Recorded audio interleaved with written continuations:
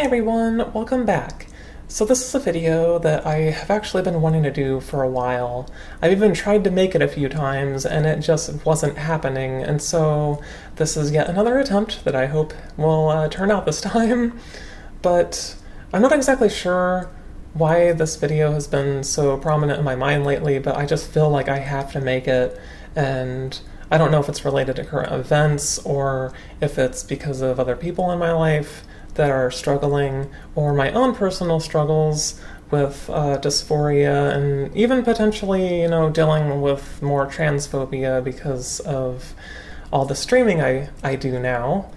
But this is going to be a video about dysphoria and some things that I have done in the past to help cope with it. So I want to start off by saying that these by no means completely get rid of dysphoria or anything like that. Sometimes they don't even really work for me, but I just feel like it's good to have some kind of techniques to try, at least, and they also can vary a lot depending on the situation or my mood that day, and so I just want to say that first. So I'm going to start off with a mirror technique that I have done for I don't even know how long, but it basically is something that I figured out because pre-transition especially, I didn't really want to look at myself in the mirror.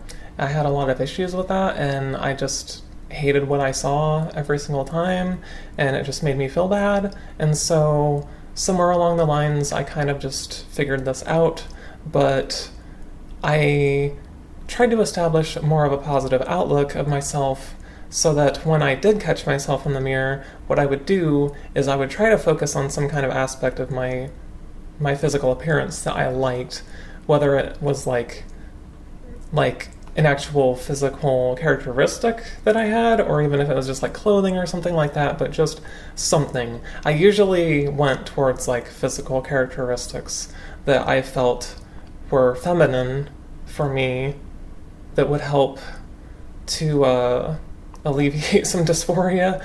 So I would just focus on that, and I wouldn't walk away from the mirror until I had established something positive in that regard to focus on. And I felt that helped a lot with my own body image. I still feel like it does, and I still use this technique quite often, because it is one that has helped, and it's an easy one to catch, because when I look in the mirror, if I'm focusing on something negative, I can realize that and recognize that and just be like, oh wait, no, I need to try and focus on something positive before I walk away from this mirror. So the next one plays into the previous one, in that it's all about features. And it's also a thing that I would do a lot, especially before transition, and that was taking a feature that I feel insecure about and looking for it in cisgendered women. So for example, if I was feeling really insecure about my height or something like that, I would just start being more aware of cis people that I'm around, and eventually I would find a cis woman that was the same height as me, or sometimes even taller and stuff. And so that's a thing that has helped me a lot. And I think that those kinds of features are actually more common in cis people than it seems like, especially initially. But once you start looking for it, I see quite a few women around that are close to my height, if not my height.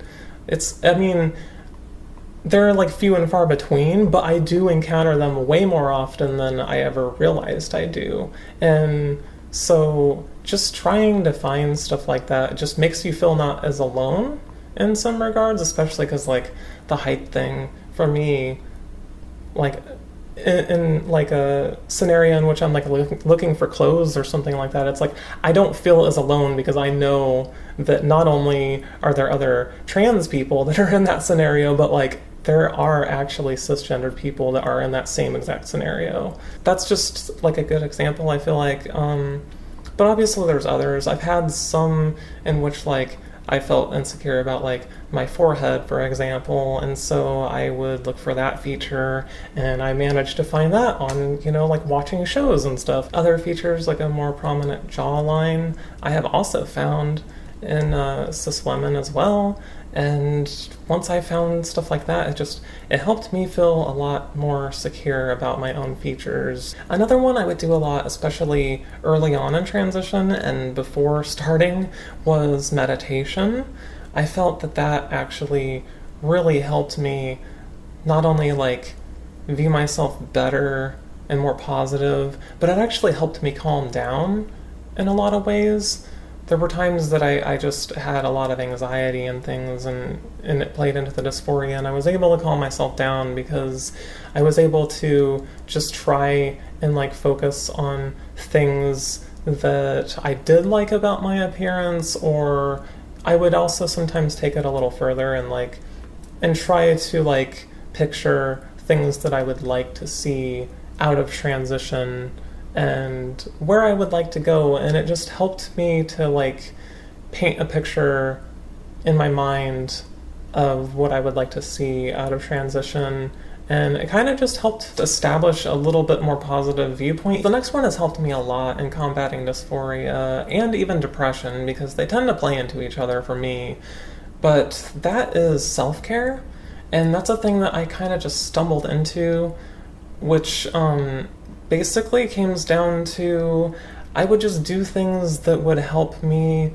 feel more validated, such as like doing my makeup or other things that would help me feel more feminine, like shaving my legs, or just other things to like beautify myself just tend to be the things that work for me. And I noticed over time that can actually help to alleviate dysphoria to an extent. This one might be a bit obvious, and I know that a lot of people probably already do this. This is something that I definitely did like long before I could even accept myself and things, but gaming is a really, really big one that helped me a lot. Not only did it let me explore my gender in other worlds that were completely not judgmental towards me in any way, but it helped me to like just kind of undo some of the damage that happened in real life.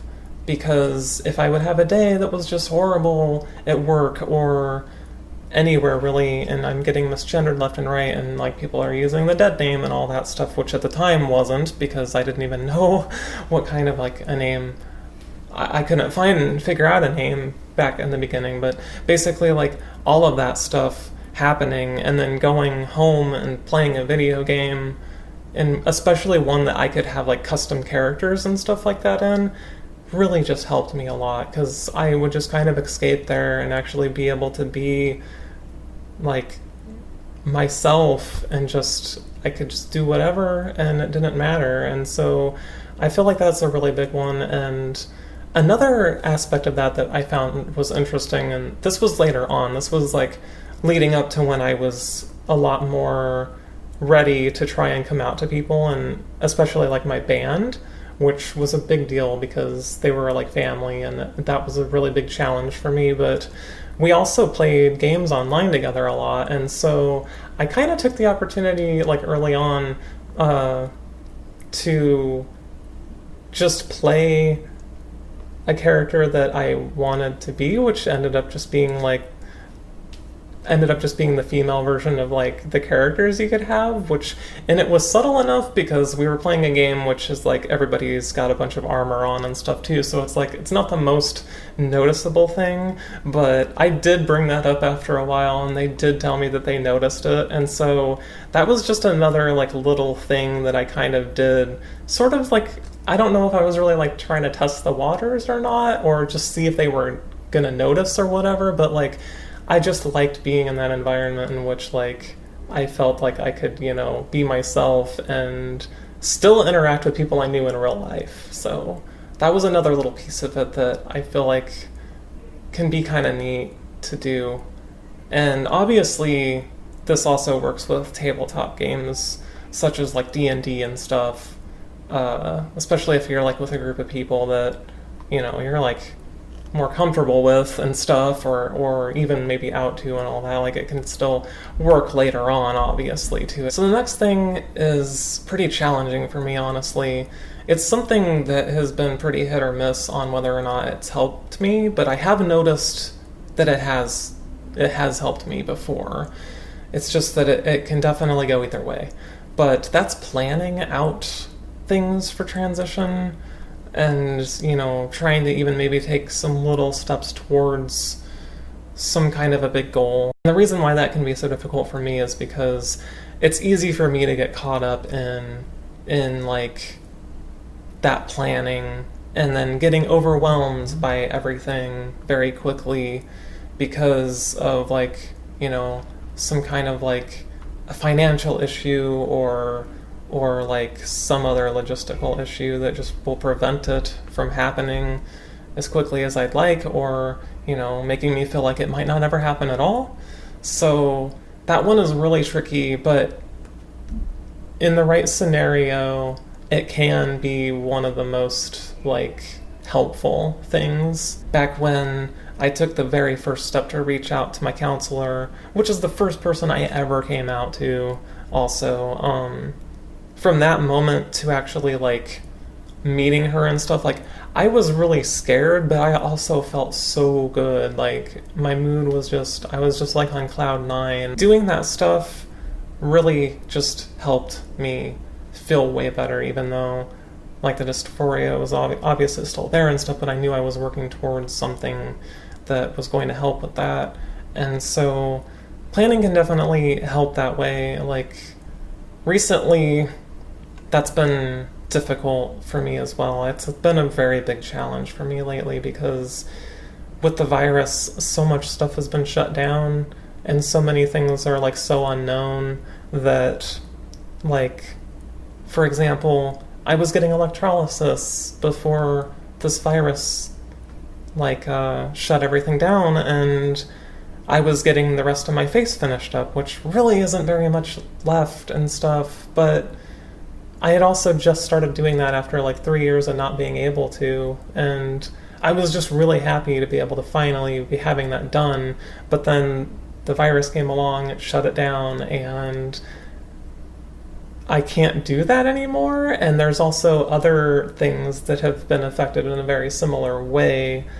It's just made things very tricky to navigate with transition, especially. There's another thing that actually I haven't even announced really anywhere yet because I just don't know. There's so many unknowns to it that I'm having issues. Like, I want to be excited about it, but I also don't want to get my hopes up too much. I have actually taken a step to talk to a surgeon about bottom surgery. I do actually have a consultation just in a few weeks, and, like, it's kind of just crept up on me all of a sudden because I got it set up and, like, a couple months ago, and they weren't even accepting people at the time, but I was able to have it set up later on, and I'm hoping it'll still happen. I haven't heard anything, even though I've been excited about it, and it has been a thing that I've thought about when I'm feeling dysphoric and stuff. I also just know that there's so many unknowns with it that I don't feel like I can totally commit to being excited about it right now. But I am going to go do that, and that is really cool. And there, you know, was a point in time which, like, that was definitely something that was helping with dysphoria, and I'm hoping that it can again, because, you know, if I can actually go to this and have some good news, it would be great, because there's just so many unknowns right now. Basically, I just want to say that, like, this is a thing that has definitely helped in the past, but it can definitely be like a double-edged sword at the same time. So planning is really good, but for me it can be a slippery slope into something that, you know, might not be so good. So that I feel is a good one, but is also one to be cautious of. This next one actually might seem pretty obvious in a way, and I didn't really think about it until I was preparing to record this video, but venting can actually be a nice way to alleviate dysphoria, and that's something that I kind of didn't notice. It's another one of those ones that kind of went under the radar, but there's been a lot of times that I've been really, really dysphoric and depressed and everything, but then just talking to one person about it and like just kind of like getting that out sometimes, I feel like is all I need just to start to take the steps back to like feeling less dysphoric. And it's something that, like I said, I didn't really notice as much until more recently, but it is a thing that is helpful. And luckily I have people, both trans and not, that I feel more than comfortable with. Sometimes they can actually kind of give me advice on it, and other times they just help with some validation things. Even if they're not trans themselves, they're still able to give input on like, oh, well, you know, my friend a few days ago just talked about how she thought that I had made so much progress in my transition and things. That stuff can really help, and I realize that it really means a lot to me coming from somebody that I'm close to, and so that is a thing that I feel like is pretty important if you can, you know, have some people that you feel comfortable doing that with. So those are some things that helped me with dysphoria, and I just think that they were important to share. I wanted to get that out there, and I just felt like it's important to be able to share some things like that, especially because I feel like some of them might not be like out there. It might not be things that some people have thought about, but I definitely would be interested if anyone watching this video might also have some tips that they feel willing to share with other people in the comments or with me, because I feel like this is a topic that should be talked about a bit more, and if we can, you know, like share some different things like this, maybe it would be, you know, like I said, it's not going to fix it completely, it's not going to take away the dysphoria completely, but it's like, I feel like a good thing to have something to try to turn to try to at least help ease the dysphoria.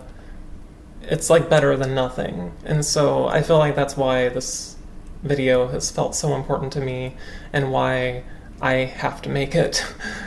But anyway, thank you so much for watching this video. If you would like to, you know, hang out with me during my streams and stuff, I am more than willing to like talk about all sorts of stuff.